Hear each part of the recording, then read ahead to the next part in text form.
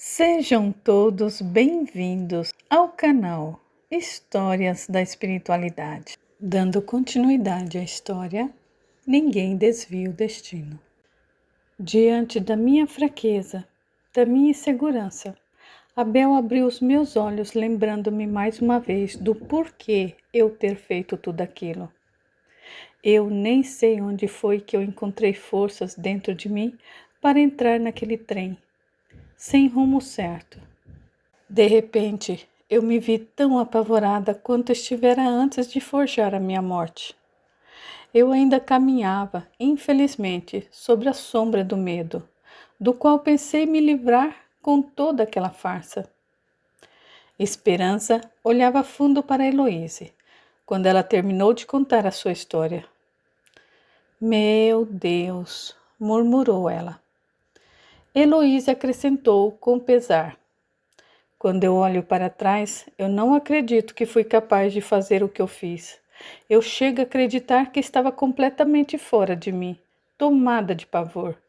Caso contrário, eu não teria aceitado fazer uma loucura daquelas. Você estava com medo, muito medo.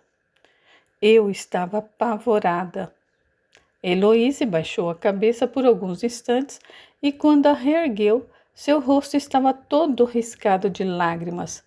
Com tristeza, ela acrescentou: Eu amava Álvaro. Na verdade, eu ainda o amo. Amo-o a ponto de doer meu coração. Se não tivessem sido aqueles malditos pesadelos e visões, nada disso teria acontecido conosco. O que você via exatamente? A mesma coisa de sempre. Eu via Álvaro me levando à morte, arrastando-me por uma casa, prendendo-me em um aposento frio e solitário. As visões, os pesadelos eram tão nítidos que eu podia até mesmo sentir as mãos do Álvaro segurando meu punho como um torniquete e me arrastando por aquele lugar que, de certo modo, me era familiar. Esperança considerou por um momento antes de perguntar. E depois que você fugiu, o que houve com as visões e os pesadelos? Eles continuaram a atormentá-la? Não, nunca mais eu tive problemas com eles. Curioso. Sim, muito curioso. Eu só fico pensando se na verdade o que você via nas visões e nos pesadelos não era uma lembrança do seu passado. E você interpretou tudo como sendo uma visão para o futuro, do que ainda estava para lhe acontecer. Lembranças do passado? Como assim, Esperança? Eu jamais vivi com Álvaro em toda a minha vida, algo que eu via acontecer nas visões e nos pesadelos. Não, eu não me refiro a lembranças dessa vida, minha querida, mas às lembranças de uma vida passada. Vida passada? Sim, vida passada. Acredita mesmo que nós já vivemos outras vidas? Absoluta. Com base em que você acredita nisso? Pelo sentir e também porque é lógico, algo extremamente lógico. Nunca refleti a esse respeito, pois deveria. Pode lhe ser de grande utilidade, uma verdadeira cura e libertação para sua alma. Pode, de uma vez por todas, antes tarde do que nunca, libertá-la de todo esse transtorno que você viveu e separou você do seu marido. A alma humana é tal como a história do mundo. Um mundo que foi se aprimorando através dos tempos, crescendo e se fortalecendo, erguendo-se através de erros e acertos e vivendo hoje as consequências do seu passado. Hoje, a alma humana é um pouco melhor que ontem, porque aprendeu com seu passado. O que sou hoje é resultado das vidas que eu vivi.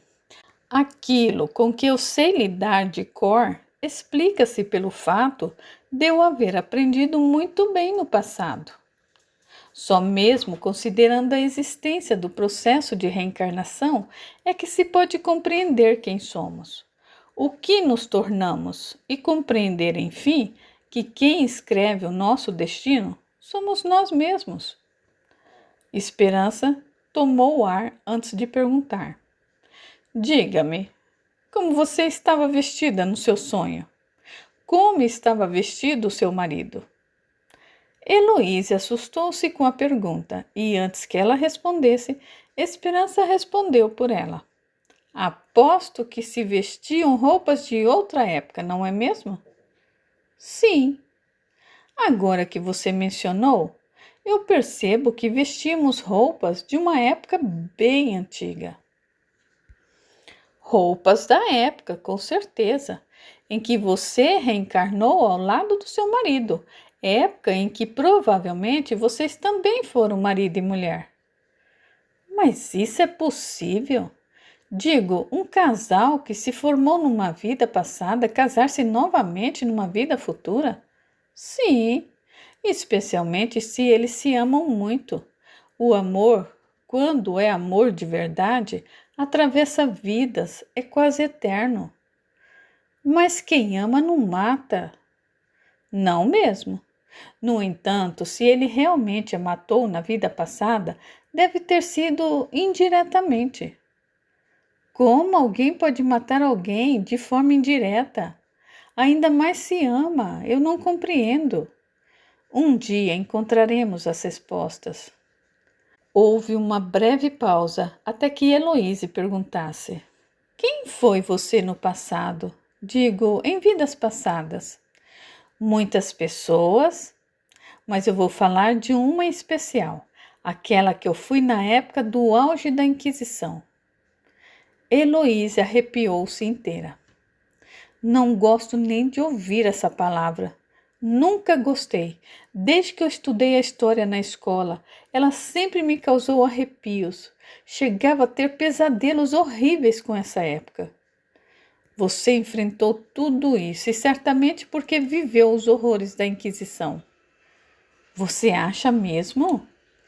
Por qual razão você passaria tão mal só de ouvir a menção da palavra?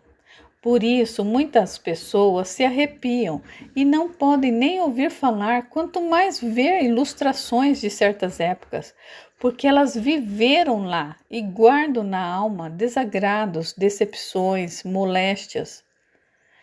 Heloísa sentiu com a cabeça, como quem dissesse: faz sentido.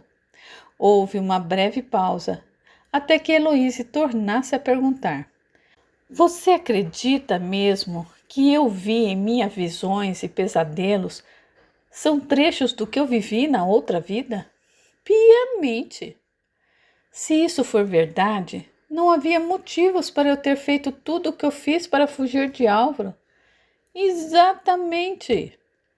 Se eu ao menos tivesse sabido disso antes.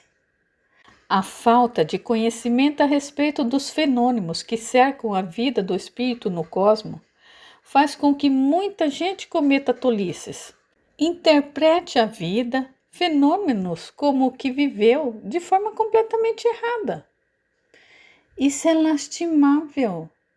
Isso é perigoso. Por isso, os nossos amigos espirituais nos aconselham e nos ajudam a fazer com que o mundo desperte para outras realidades da vida, que são, enfim, a essência dela. Quanto mais conhecimento tivermos da vida, menos sofrimentos passaremos. Heloíse refletiu por alguns instantes e, por fim, disse: Se realmente as minhas visões e pesadelos remontam a algo vivido numa vida passada ao lado de Álvaro, eu gostaria de saber quem foi nessa vida em questão. E quem foi Álvaro? E por que ele fez o que fez contra mim se me amava tanto? Um dia, minha querida, isso se revelará a você. Você compreenderá por que nasceu na família que nasceu, em certa condição social, com um determinado QI, com certas habilidades e certas fraquezas, até mesmo limitações físicas. Por que se envolveu com certas pessoas e não simpatizou com outras? Por que se apaixona por um em especial e tem certos desafios a superar e transcender? Tudo é, enfim, um dia respondido pela vida. E a resposta pode ser mais surpreendente do que pensamos. Somente voltando os olhos para suas outras vidas é que poderá compreender o que vive hoje e ter mais chances de se libertar do que viveu. De onde você tirou essa ideia? Eu digo, de que vivemos outras vidas, de que somos o somatório de experiências vividas através das reencarnações? Eu sou uma mulher observadora, Heloíse. Sempre fui. E eu sou também uma mulher que se permite sentir os outros, e não apenas ouvi-los ou vê-los. Sentir o outro é muito importante para que possamos conhecê-lo mais a fundo, saber realmente quem ele é, além das aparências. E além das aparências, há uma alma tentando se libertar do passado, superá-lo, transcendê-lo. No entanto, se a libertação almejada não diz respeito a nada que o indivíduo viveu ao longo da vida, só pode dizer respeito a algo que ele viveu na outra vida, numa outra reencarnação. Pergunta então, como quem não quer nada, a respeito da roupa que a pessoa está vestindo nos sonhos que se repetem dentro dela. Quais são realmente esses lugares visitados por ela em sonhos? E descubro que há sempre uma conexão com o passado, o que significa um elo com uma vida passada. Para onde quer que vamos, levamos conosco o nosso passado e um tanto quanto do nosso futuro, pois ele nasce a todo momento das atitudes que tomamos no dia a dia. Não podemos nos libertar do passado, pois ele é o nosso destino. Portanto, vale dizer que ninguém desvia o destino. Pode-se retardá-lo, desviá-lo jamais. Você acha mesmo que ninguém desvia o destino? Sim. Mas eu desviei o meu. Aparentemente sim. Resta saber até quando. No meu caso, para sempre, Esperança. Esperança olhou para a amiga com os olhos de quem diz: será mesmo? Diante do seu olhar, Heloíse disse: ninguém desvia o destino, Esperança. Mas eu desviei o meu, isso é fato, e nada nesse mundo pode fazer com que ele volte à condição original de antes. Nada, absolutamente nada. Minha querida, diante da vida, nada é apenas um grão de areia. Heloíse não conseguiu alcançar o significado daquelas palavras e quedou pensativa. Relatos de uma reencarnação passada. Faremos agora uma pausa na história que estamos contando para revelar o que houve na vida passada dos integrantes dessa narrativa, para que todos possam compreender os motivos que levaram todos a reencarnar onde reencarnaram e viver os desafios que estão vivendo. É necessário compreender principalmente o motivo de Heloíse ser atormentada por visões e pesadelos horríveis e fazer tudo o que fez para se livrar do destino que ela acreditava ser inevitável para ela. Mas alguém pode realmente desviar o destino? Itália, ano de 1556 d.C. A Capela das Oliveiras, uma das mais belas construídas nesse período da história, estava tomada de convidados para assistir ao casamento de Danticiana e Valesca Botticelli. Havia no meio dos amigos e parentes convidados muito curiosos, especialmente mulheres. Nada atiçava mais a curiosidade das pessoas na época do que um casamento da burguesia. Soledade era uma cidade pequena, composta aproximadamente de 8.000 habitantes. Com exceção às cerimônias religiosas, não havia nada mais para entreter a população do que um casamento de contos de fadas como aquele. O padre voltou-se para o casal no altar e disse com imponência: eu os declaro marido e mulher. O recém-casado Dante e Ciana voltou-se para sua esposa Valesca Pozzielli, agora Valesca Pozzielli e Ciana. Sorriu e beijou-lhe a testa carinhosamente. Eu a amo muito, Valesca. Amo você profundamente. Nunca se esqueça disso. Desabafou ele. Nem você, Dante. Nem você se esqueça do quanto eu amo também. Eu jamais vou me esquecer disso, Valesca. Eu prometo. Nem mesmo depois que o meu corpo for sucumbido pela morte. Nem mesmo no paraíso ao lado de Deus Pai. Ele tornou a beijar a testa da esposa carinhosamente, e só então o casal deixou a igreja, ladeado por olhos contemplativos, cheios de encanto e admiração. Eles se amam verdadeiramente, comentou uma das convidadas. Qualquer um pode ver que eles foram feitos um para o outro, comentou outra convidada. Há amores que brotam e crescem sem que haja necessidade de serem feitos sacrifícios pelo casal, comentou uma outra convidada com o rosto riscado de lágrimas. Minutos depois da cerimônia religiosa, tinha início a festa em homenagem ao enlace do casal. A celebração aconteceu num salão grande, uma espécie de curral, decorado com muitos arranjos de flores e velas. Os convidados, os mais jovens, formaram pares e se dirigiram para o meio do salão para dançarem ao som dos músicos empenhados em alegrar o evento. As mulheres ficavam de um lado do salão e os homens do outro, formando um longo cordão. Entre eles era deixado um corredor para que, quando se unissem novamente, pudessem passar unidos, lado a lado, pelo meio dele, dançando alegremente. Era uma dança bonita, gostosa, cheia de mesuras e respeito. Valesca e Dante assistiam a tudo encantados, batendo o pé ou as mãos, quando a empolgação tomava conta de todos. Mícia, uma garota de 13 anos de idade, que tinha profunda admiração por Valesca, aproximou-se da amiga adorada e disse com afeto: Estou tão feliz por você, minha querida, que você seja muito feliz ao lado de Dante, minha amiga. Muito feliz mesmo.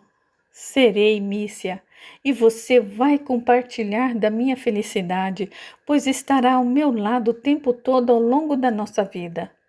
Você merece ser feliz, Valesca. Ninguém mais do que você merece ser feliz. Todos nós merecemos ser felizes, Mícia. Você não é exceção. Eu sei, minha adorada, mas eu seria capaz de sacrificar a minha felicidade pela sua. Não diga isso, Mícia, nem brincando. Eu digo sim, Valesca. Digo porque eu gosto muito de você. Eu tenho você como uma irmã e eu considero-a muito mais minha irmã do que a minha própria irmã. Eu também lhe quero bem, como se fosse a minha própria irmã, Mícia. A moça e a menina se abraçaram forte e ternamente, tomadas de emoção.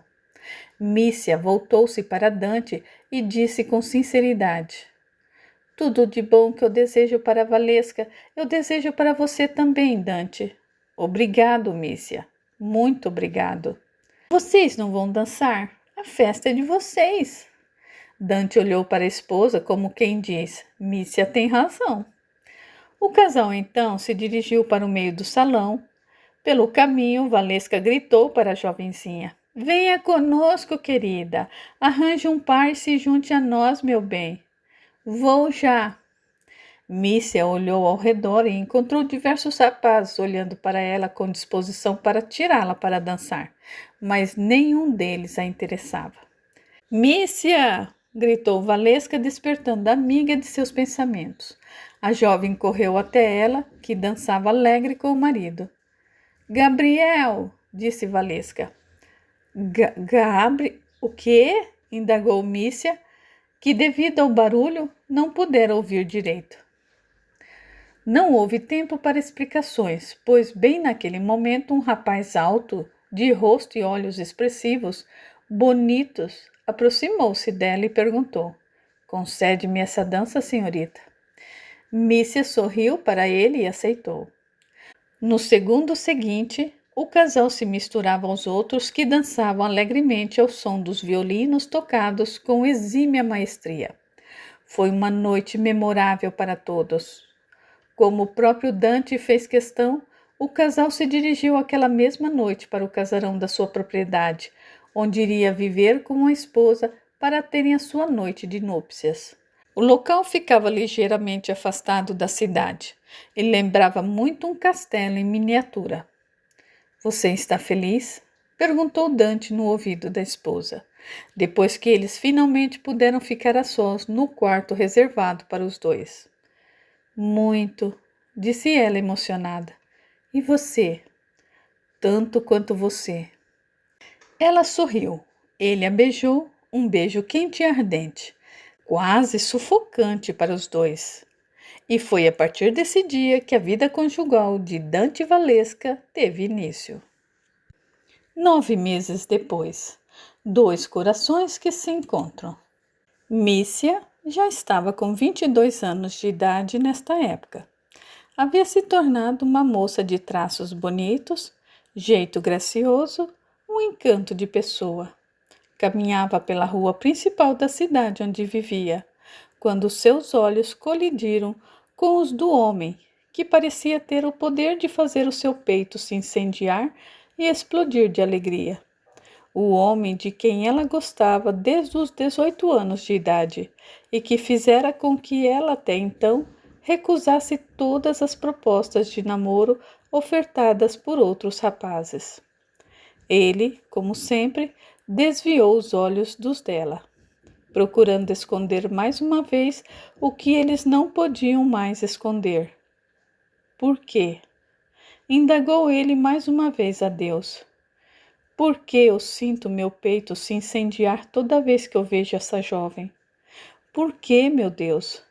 Tenha piedade de mim, liberta-me desta paixão. O pobre homem se arrepiou ao perceber que havia usado a palavra paixão para descrever os seus sentimentos. Paixão? Murmurou ele em silêncio. É paixão o que eu sinto por ela. Mícia também falava consigo naquele momento. Será que ele sabe que o meu interesse por ele é recíproco? Que o vejo com o mesmo fascínio com que ele me vê? Não deve saber. Se soubesse, olhar-me-ia sem medo de que os outros percebam e o critiquem. A jovem respirou fundo e firmou o passo, procurando não deixar transparecer a ansiedade que crescia dentro dela por encontrar o homem que mexia com seu coração desde a primeira vez em que o vira, despertando nela uma curiosidade e forte atração. O homem que ela tanto queria que a convidasse para dançar durante as festas de casamento e celebração da cidade. Esse convite nunca acontecia devido à sua condição social. Os olhos dele voltaram a encará-la, então subitamente um sorriso escapou dos lábios dela, de forma totalmente involuntária. E ele também sorriu, da mesma forma. A sensação de alegria explodiu mais uma vez no interior de Mícia. Ao vê-lo sorrindo lindamente, parecia que o coração não iria resistir sob tão forte emoção. Bom dia, disse ele ao passar por ela. Ela não conseguiu dizer nada, apenas suspirou. Ele parou, ela parou. Ele voltou-se para trás exatamente como ela o fez.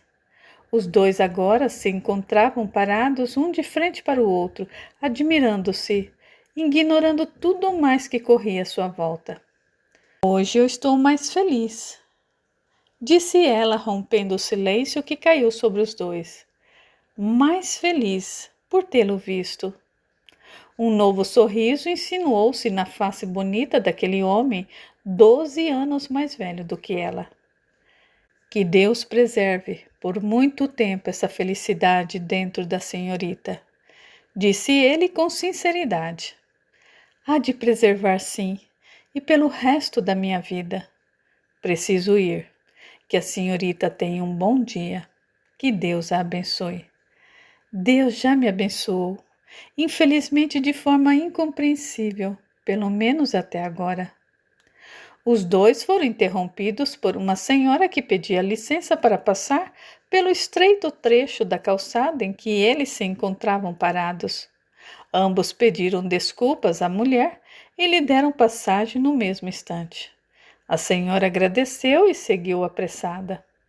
No momento em que Mícia e seu conhecido olhavam para a mulher que partia, estugando os passos, os olhos do homem encontraram-se com os olhos do bispo Mauriac Hermant.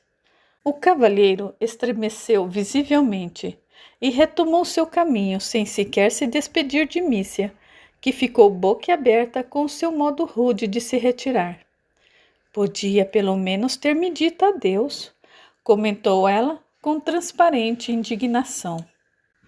Então, seus olhos avistaram o bispo caminhando do outro lado da rua, a 50 metros de distância do local em que ela se encontrava. Ela pôde então compreender o porquê de seu homem amado haver partido daquela forma tão abrupta. O bispo caminhava cumprimentando os passantes, porém, voltando os olhos, volta e meia na direção de Mícia, com considerável reprovação no olhar.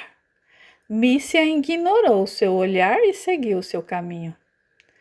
Na calada da noite. Era noite de lua nova e a primavera começava a despontar nos galhos secos, deixados pelo outono e pelo inverno. Era por volta da meia-noite. Todos na casa de Mícia dormiam. Ela saiu da casa com a cabeça coberta por um casaco com capuz em tom vermelho, tendo cuidado de não despertar aqueles que dormiam ali. A noite tinha um aspecto mágico, místico. Havia uma leve brisa agitando os galhos, começando a florescer novamente. Ela se embrenhou por entre as árvores que iam dar num bosque que ficava nas proximidades do vilarejo. Andava apressada, evitando pisar nos galhos secos, para que o estalo deles não chamasse a atenção de alguém que, porventura, estivesse nas imediações. Não levou muito tempo para que uma mulher encapuzada se juntasse a ela, e depois outra e mais outra. Agora eram 4 mulheres encapuzadas a caminhar por entre as árvores, prateadas pela luz do luar. Esta era mais do que suficiente para que as mulheres encapuzadas enxergassem mais as outras, bem como o caminho por onde seguiam naquela madrugada silenciosa. Logo se via, não muito longe dali, a luz dançante produzida por uma fogueira de proporções pequenas. Quem a acendeu não o fez para poder desfrutar da luz que ela lhe daria, tampouco para se aquecer da noite fria. A fogueira fora acesa para servir de base para a execução de um ritual na calada da noite. As 4 mulheres logo se juntaram às demais mulheres que cercavam a fogueira. Ao todo, agora, eram 10 mulheres a cercar o lugar. Todas encapuzadas, todas de mãos dadas, a pronunciar palavras que não faziam sentido algum, senão para o clã do qual elas faziam parte. Depois de uma longa torrente de palavras, que mais parecia uma oração dita numa língua desconhecida, as 10 mulheres tiraram os capuzes e olharam uma para as outras com admiração. Um sorriso bonito, cheio de encanto, despontou na face de cada uma delas. Uma falou na língua que todas conheciam. Pedimos pelo bem do planeta. Pedimos pelo bem da nossa gente. Pedimos pelo bem da nossa alma. Pedimos pelo bem das nossas plantações. Pedimos pelo bem dos nossos homens. Pelo bem de nossas mulheres. Pelo bem de nossas crianças. Pelo bem de nossos idosos. Pelo bem dos que foram e pelo bem de quem ainda está para nascer. Pelo bem dos amantes e pelo bem do maior.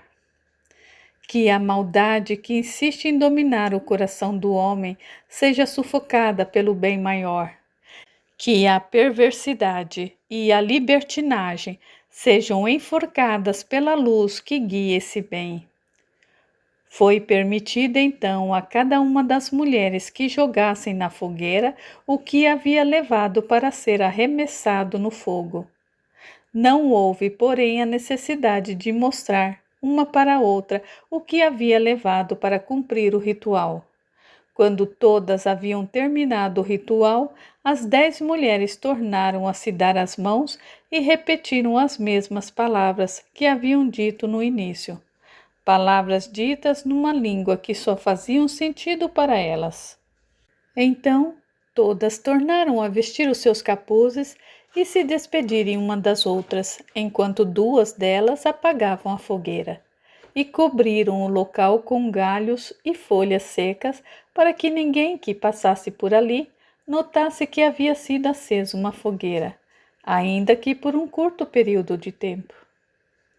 Cada uma, então, voltou para sua casa, tendo muito cuidado ao entrar no lar.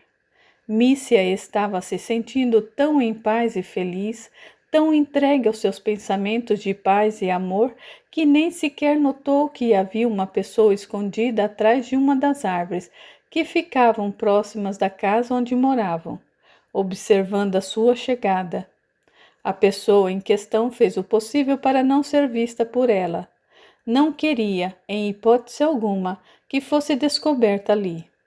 Mícia olhou para os lados antes de abrir a porta da humilde casa onde vivia com o irmão, a cunhada e as 2 sobrinhas, e só então entrou. Foi direto para a cama, deitou-se, ajeitou a sua cabeça sobre o travesseiro e procurou se entregar ao sono. Antes, porém, disse baixinho para si mesma: em breve, muito em breve, eu e ele haveremos de ficar juntos. E foi pensando nele, no homem que lhe arrancava suspiros, que Mícia dormiu aquela noite. Dormiu como um bebê. Uma reunião de urgência. Dante entrou em seu gabinete um tanto quanto agitado. Estava ansioso por saber por que o bispo Mauriac Ermante havia mandado chamá-lo com tanta urgência. O bispo já estava no local, aguardando por ele.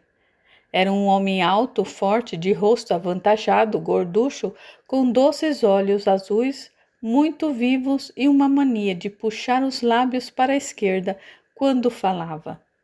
Por trás de toda a sua aparência magnânima, havia uma dureza de pedra que poucos percebiam. Se percebiam, ninguém ousava dizer. Dante, assim que o viu, fez-lhe uma mesura e beijou-lhe a mão como de hábito. O bispo foi logo dizendo o que vinha. Pedi que viesse aqui o mais urgente possível, para tratarmos de um assunto de extrema urgência, Dante. O senhor conseguiu me deixar preocupado. O que carece de urgência é sempre algo a se preocupar, meu filho. Então diga-me logo do que se trata, não me mantenha mais em suspense. Quero pôr o senhor a par do que está se passando nessa cidade, porque o senhor hoje é o responsável por ela. Sim, sou. A decência e a moral estão em grave risco. Decência e moral? Como assim?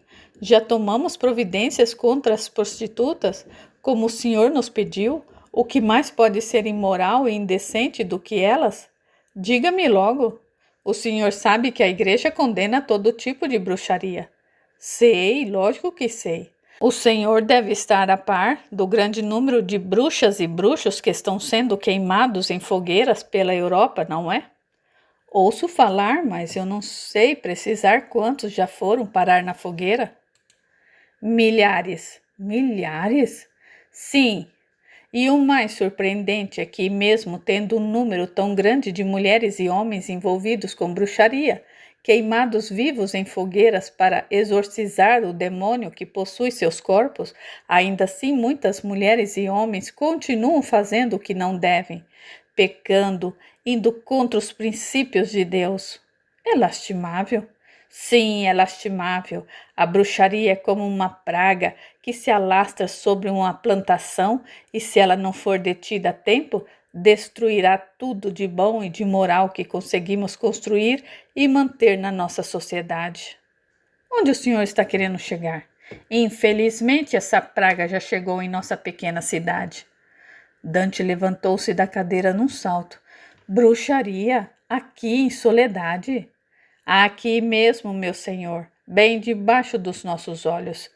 E praticada por mulheres que o senhor jamais pensou que se atreveriam a praticá-la. Não pode ser. Sei de fontes fidedignas que elas existem. Saem à noite de suas casas em surdina, quando todos estão dormindo, e se reúnem umas com as outras no bosque, em torno de uma fogueira, onde praticam toda sorte de bruxaria e magia negra, ou seja, oram para o demônio, comungam-se com ele. Não pode ser. Infelizmente é verdade. Só de ouvi-lo falar, eu sinto um arrepio. É para se arrepiar mesmo, meu filho. Nada provoca mais arrepio no ser humano do que o demônio. Essas mulheres oram também para que o demônio as ajude a conquistar o homem que elas tanto amam, não importando se ele é casado ou solteiro. Precisamos detê-las, exclamou Dante, batendo com toda a força os punhos fechados sobre a mesa. Precisamos detê-las antes que elas destruam a moral e os bons costumes de nossa cidade. Por isso chamei o senhor aqui. Fez muito bem. Por onde devemos começar para deter essa praga? Precisamos pegá-las em flagrante. E como faríamos isso? O senhor tem conhecimento do local exato onde elas se reúnem para realizar os seus rituais de magia negra? É no bosque, disse eu estou certo. No entanto, elas escolhem um lugar diferente dentro dele cada vez que se reúnem. Mas não será difícil localizá-las, visto que no meio do bosque, no silêncio da noite, um sussurro pode ser ouvido até mesmo por um surdo. Só precisamos deixar um guarda vigiando a casa de uma delas toda a noite, para que ele possa vir a nos avisar assim que a mulher a deixar para ir se juntar com as outras em ritual. Não sabemos precisar quando esses rituais acontecem.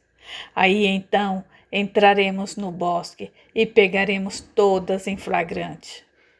Assim será, Vossa Reverendíssima. O bispo levantou-se e anunciou sua partida. Eu acompanho o senhor até lá fora. Não é preciso. Eu faço questão. Antes, porém, de acompanhá-lo, Dante tomou a mão do bispo e a beijou. Que Deus nos proteja, disse Dante para o bispo, assim que se viram na calçada. O homem pareceu não ouvi-lo. Olhava para o outro lado da rua com os olhos semicerrados e a testa franzida. O que foi? O senhor está passando mal? O homem falou entre dentes. Aquela ali é uma delas. Desculpe, não compreendi o que o senhor disse. Aquela.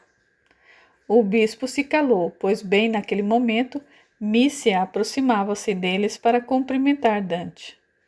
Dante, como vai? Disse ela com a sua voz doce. Bem, e você, Mícia? Respondeu Dante na sua polidez de sempre. Mícia voltou-se para o bispo e o cumprimentou com a cordialidade devida. O homem a olhava de esguela, com superioridade. Os olhos de ambos ficaram colados um no outro por um certo tempo, em profundo silêncio. Não houve sequer um aceno de cabeça. Nada. Assim que ela se foi, Dante voltou-se para o bispo e comentou. Ela é uma moça encantadora. Ela é uma delas, Dante. Uma delas? Sim, uma das mulheres que comungam com o demônio. O senhor bispo deve estar enganado. Eu conheço Mícia há muito tempo. É muito amiga da minha esposa. O senhor não deveria deixar sua esposa andar na companhia dessa jovem. Ela pode intoxicar sua esposa com coisas demoníacas, voltá-la para o mal, sem que ela se dê conta, nem mesmo o senhor. Mícia é uma moça direita, jamais se envolveria com uma coisa dessas. O senhor está duvidando da minha palavra? Não é isso, é que aconselho o senhor a procurar saber mais a respeito dessa moça. O que ela faz na calada da noite? em surdina, especialmente em noite de lua cheia. O senhor acredita mesmo que Mícia está envolvida com bruxaria? Sim, piamente. O senhor ficará bastante surpreso quando a pegarmos juntamente com as outras mulheres. O senhor será capaz até de ver o demônio deixando o seu corpo quando ela estiver queimando na fogueira. Será preciso mesmo queimá-las na fogueira? Não há uma forma de punição menos radical do que essa? A resposta do bispo foi rápida, ríspida e precisa. Não, não, se quisermos realmente expurgar da alma dessas mulheres o demônio que as possui. Só o fogo queimando o corpo vivo pode exorcizar o demônio que fez desse corpo sua morada. É a única forma também de exorcizar da alma da cidade a força demoníaca. Ainda não consigo acreditar que Mícia esteja envolvida com... O bispo calou Dante dizendo: Não se deixe enganar por aquele rosto bonito e angelical, meu filho. O demônio possui essas mulheres de corpo bonito porque sabe bem que poucas desconfiariam que ele fez delas a sua morada, com o propósito de disseminar a indecência e a imoralidade, a maldade em si. Dante passou o resto do dia pensando em tudo que o bispo Mauriac Ermani havia lhe contado, especialmente no que dizia respeito a Mícia Nolan. Se não tivesse tantos assuntos para dirimir, teria ido embora mais cedo para sua casa, para ter uma palavra com a sua esposa, uma palavra séria e urgente. A caça às bruxas foi uma perseguição social e religiosa que começou no final da Idade Média e atinge o seu apogeu na Idade Moderna. O momento mais forte da histeria contra as bruxas ocorreu entre 1550 a 1650, juntamente com o nascimento da celebrada Idade da Razão. Estima-se que mais de 1 milhão de pessoas tidas como bruxas e heréticas tenham sido mortas nesse período, sejam enforcadas, sejam queimadas vivas em fogueiras ou prensadas. Por muito tempo, os bruxos e pagãos tiveram que se esconder e praticar em segredo a antiga religião. Somente em 1951, as leis contra os bruxos foram revogadas. O mais famoso manual de caças às bruxas é o Malleus Maleficarum, Martelo das Feiticeiras, de 1484. Nota do autor. Assim que Dante se encontrou com Valesca naquele dia, ele foi logo dizendo: Valesca, você está a par do que estão comentando na cidade a respeito de Mícia Nolan? Não. O que estão falando dela? Que ela está envolvida com bruxaria. Mícia? Envolvida com bruxaria? Ora, quem foi que falou um absurdo desses? Pouco importa. O que importa é que eu não quero mais que você ande com ela. Dante! É isso mesmo que você ouviu, Valesca. Você está sendo injusto. Estou sendo sensato. Isso é insensatez. Não vamos discutir por alguém que vai contra os princípios da nossa igreja. Você alguma vez já parou para refletir se a igreja está realmente certa em tudo o que faz, em tudo o que diz e em tudo o que afirma? Os princípios da nossa igreja são sólidos e incontestáveis. Decepciona-me muito ouvi-lo falando assim, Dante. Pois saiba que eu também me sinto deveras decepcionado com você por estar defendendo uma mulher que comunga com o demônio. Não a acuse do que você não tem certeza. Mícia sempre comungou com Deus e jamais se ligaria ao demônio. Eu não quero mais vê-la em contato com essa moça, Valesca. Está me ouvindo? Nunca mais. Se é assim que você quer, assim será. Mas saiba que você está cometendo uma falta muito grande contra o próximo. Dante tomou ar antes de acrescentar. Você pode me acusar de qualquer coisa, Valesca. De qualquer coisa mesmo, exceto de ser injusto. Não há ninguém na face da terra que seja mais justo do que eu. Existe aquele que você pensa que é, aquele que os outros pensam que você é e aquele que você realmente é, Dante. Eu estou desconhecendo você. Essa que me fala não é a mulher com quem eu me apaixonei e com quem tanto quis me casar. Eu também estou desconhecendo você, Dante. Onde foi parar aquele homem compreensível e generoso para o próximo?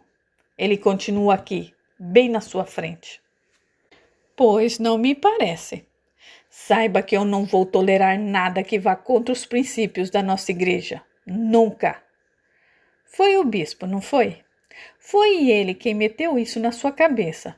Meça suas palavras, Valesca, quando falar do bispo ou de qualquer outro membro da nossa igreja. Ninguém se preocupa mais em manter a decência e a moral da sociedade em que vivemos do que aqueles que Deus escolheu para representá-lo na terra. Pode ser. Ainda assim, ele é humano.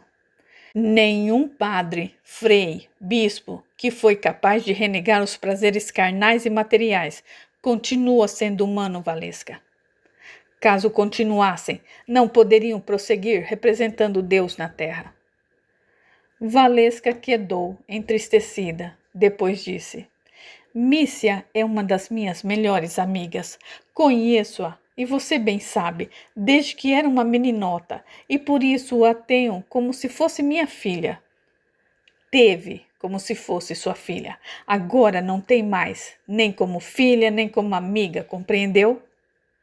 Nisso, Benito entrou na sala em busca da mãe. Era um menino de 8 anos, bonito, olhos vivos, parecido fisicamente tanto com a mãe quanto com o pai. Uma graça de criança. Mamãe? Disse o menino olhando vivamente para ela. Valesca voltou-se para o filho e procurou sorrir. A senhora está chorando? Não, Benito, foi apenas um cisco que entrou nos meus olhos, não se preocupe. Eu não gosto de vê-la chorar, mamãe. Ora, meu querido. Valesca limpou as lágrimas com um lenço, sorriu para a criança e disse: Pronto, agora o meu rosto está novamente como sempre foi, sequinho. E bonito. A mãe estendeu a mão para o menino e disse: Venha, meu filho, é hora de jantar. Benito voltou-se para o pai, que se mantinha parado, com o rosto voltado para um canto qualquer do aposento, e perguntou: E o papai não vem?